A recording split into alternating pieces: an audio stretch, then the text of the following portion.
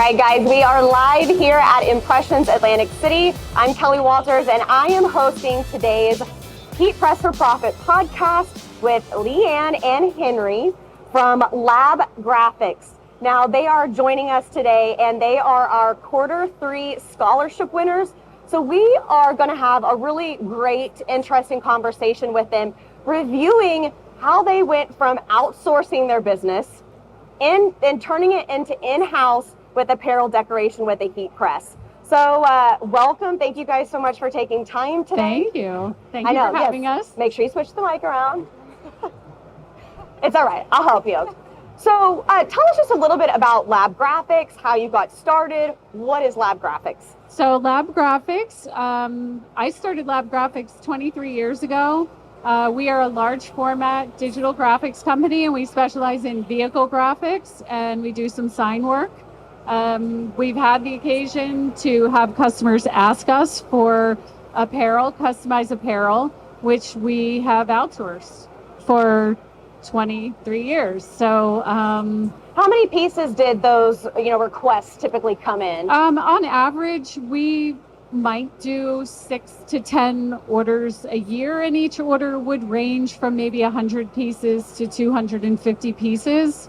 And there would t-shirts, safety gear, safety equipment, sweatshirts, jackets. So just a variety of items. Yes. And to make up that 100-piece quantity, but it wasn't just, hey, I need 100 t-shirts.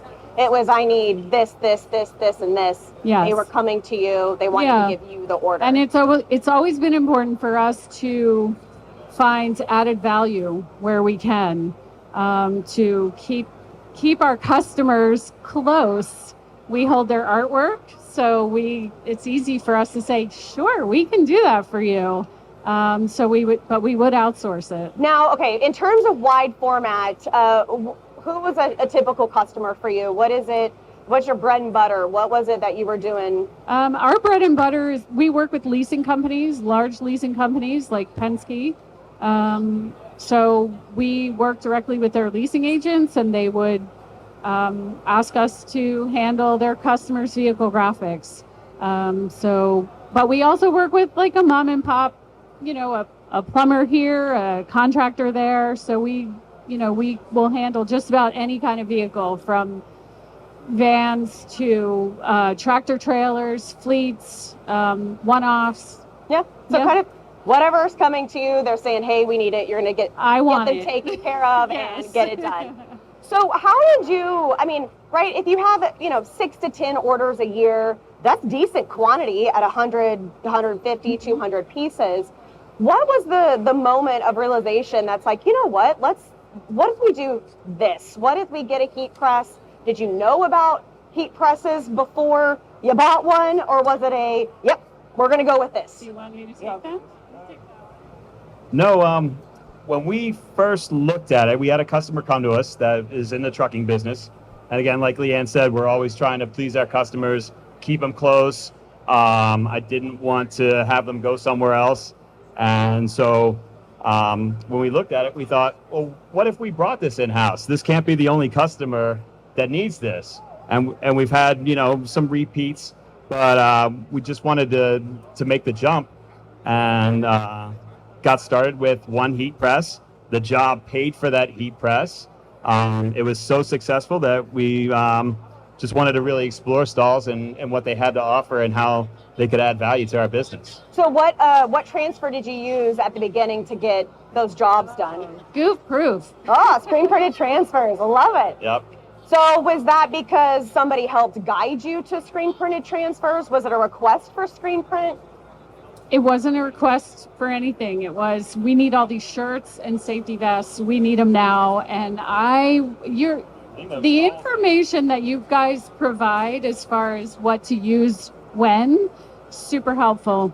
That's awesome. And so I think I did actually make a call the first time to say, is this the right thing? And they said, absolutely. And so that we went with Goof Proof. And it is. It's very goof proof. It's awesome. Very easy to use. Okay, so screen printed transfers, that's what you ran with first, and you started with one press. So, as the scholarship winners from quarter 3, right? Yeah, the scholarship Congratulations. came to a surprise. Actually, after Leanne had gotten such success with their last job, found out about the scholarship opportunity. She entered it without even telling me, being her husband and business partner. Typical, right? Pull it down just a little bit. But so we, there you go. We found out on a phone call. That was the first I knew about the scholarship, and it was awesome. It's been awesome ever since to find out not only that we were the finalists, but the winners was just so great. So, going from one press, Uh-huh. right? And then you win this scholarship. What does your business look like right now, today, after going through that process, implementing more and more decorating in-house versus outsourcing? How do you offer it or market it to your customers? Sure. Well, I'm a big fan of show and tell.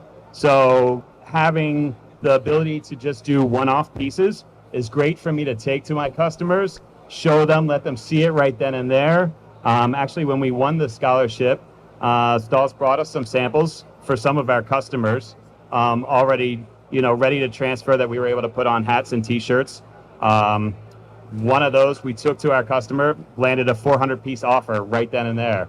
First time. On the spot? On the spot. They loved it. The jacket that we had printed, he wouldn't give it back to me.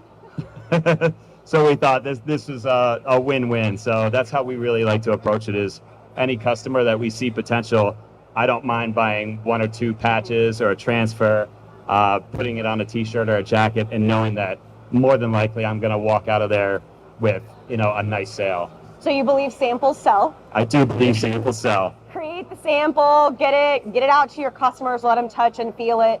Now, for those, you've got the wide format printing and those type of customers that are coming in. So you said small mom and pop, plumbing, it could be industrial, trucking. Are those the customers that you're going after for apparel as well, or are you going into different markets? No, primarily we're sticking with our existing client list, because to me, that's kind of the low-hanging fruit. They're already there. We already have these relationships that we've cultivated. They trust us. Yeah. And I think that's huge, that there's trust already there. So we can show them a product that we believe in, and that we're now making in-house, which I'm so proud to say that we're, I can say we are working on this order right now.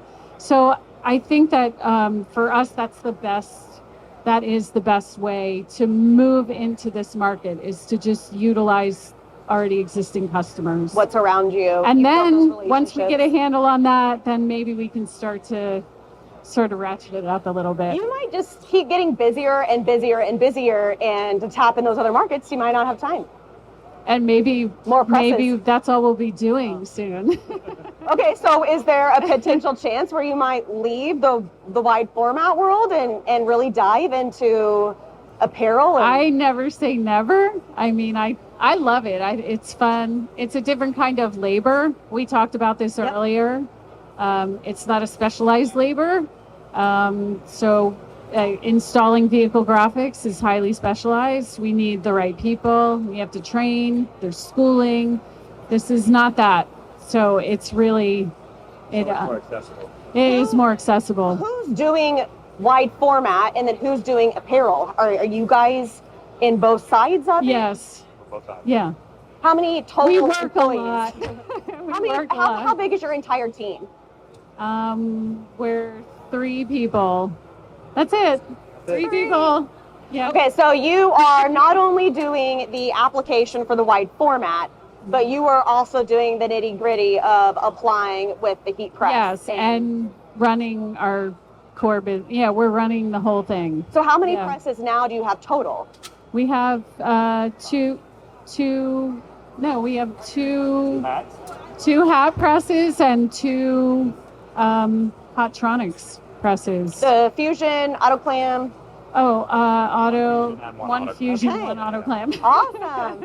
So do you have a preference on which one you're using versus you? I like the the Fusion. It's my favorite because of the programming. So you guys, actually they give it to you with all the presets.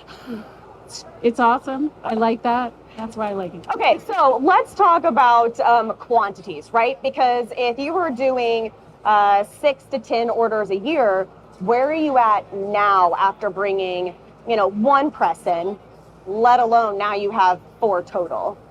So right now we're looking at probably 2 orders a week. Okay. We want to ramp that up, but we're still pretty new. So we're still learning all the tricks of the trade and how to manage job flow, how to store all these darn t-shirts. The problems, that you don't expect initially, that are creeping up are just fun problems for us to solve. Yeah. And we love it. So what's your turn time for your customers? It really depends on the job, the size, obviously. Okay. But usually 7 to 10. And Stahls with their assistants gets us stuff so fast that I'm never worried about that. If I have any concern, it's usually always on, how fast can my apparel get here? But even Stahls with the relationships that it has with some other apparel companies it's hooked us up with, it hasn't been an issue at all. It's been really fast. That's and awesome. Okay, so when you were outsourcing, Mm-hmm. you're able to turn tees, garments, items, accessories in 7 to 10 days now. When you were outsourcing, what was that time frame for you? There was never any control, and that was one of the problems that we had with it was we don't like to be having customers out there that we have no control over. I hate having a customer call me and I don't have the answer. Yeah. So I'm one of those, I'll find the answer, but if I can have control of the answer, that's an even better position to be in, which is why this has been a real win for us. When did you first bring in the heat press to your business? What year? 2 years ago. Okay. Yeah, 2 years ago. Around the Yes, around unmentionable pandemic, time. yeah. Yeah. So did that transform your business at all? Is that? Our business, because we've been doing it for 20 years, was pretty steady through that time. But we did have time to kind of reevaluate everything like everybody else did. And I'm sure it led to influencing us to make this decision to kind of add value to our company instead of looking for other outsourcing stuff. So if you are talking to somebody or somebody's going to come up to you and go, okay, I'm nervous to make the jump, or I'm going to switch my business, go a different direction. What advice do you have for that person that is maybe a little cautious of taking the pivot or even the financial adjustment of what you originally know to retraining your brain to something else? Yeah, I don't know. I mean, I'm a more like jump in with both feet kind of girl. So that's the reason why I don't tell them what's going on. But I don't see how you can't make the switch. I mean, to me, the investment, even before winning the scholarship, the investment into the one really nice press was manageable. I mean, it seems to me that it's a great way to spend any capital that you have to add value to your business. Yeah, absolutely, because it's value and control, right? So it's value not only to your customers, but value to yourself. So it's that win-win that if they're coming to you and they're saying, hey, I want to give you these orders. Yeah. Can you do this? Well, it helps us also keep control over that margin. I mean, I always want to give my customers the best possible price, but when I'm outsourcing, I have zero control. And I love being able to play with those numbers and figure out how, if I can save my customers any money or increase my profit in some way. Yeah. I love the way Stahls lets you gang print, especially like on the goof-proof order. I was able to sort of chunk the whole order on 11 by 17 sheets, cut them as I needed them. It's such a great service. It was really helpful. Well, I am really glad that we got to talk today and just kind of let everybody understand and know your story, because there's so many people, and especially after the unmentionable, So many businesses pivoted, and sometimes they were forced to pivot, or they just had this opportunity kind of, slap them in the face and go, I think we really, really need to go this route. And I know so many people are sometimes afraid of that change, but you said you're a jump with 2 feet in, so you're just sink or swim, and you're swimming, you're going for it. I think we're going to do great. I have no doubt that it's right now we still feel like we have a lot to learn technically. Like we have a lot to learn about the machines. We have a lot to learn about the right products to use, but I have no doubt that we're going to hit some goals that we set to increase our bottom line with apparel. I don't have any doubt. That's awesome. Yeah. Okay, so how can our viewers or watchers, listeners, how can they follow your story, follow your business, even get in touch with you? Oh, well, social media is the ticket these days. So we're on Facebook, Instagram, Twitter. Our next hire is probably going to be somebody younger than the two of us to help manage that. Social media is fun. It is. But no, like I said, we've been out there for 20 years. This has only added value to what we're doing, and we're really excited. We love the product. It's in line with our branding in terms of what we like to put out there. So it's a win-win for us. I tell anybody out there, don't hesitate, because there's money to be made. So that would be your advice. Don't That's my hesitate. There's money to be made. There's money to be made. Yeah. I love it. Okay, well, thank you guys so much for joining me today, and for everyone listening, thank you, and we'll see you next time. Thanks, guys.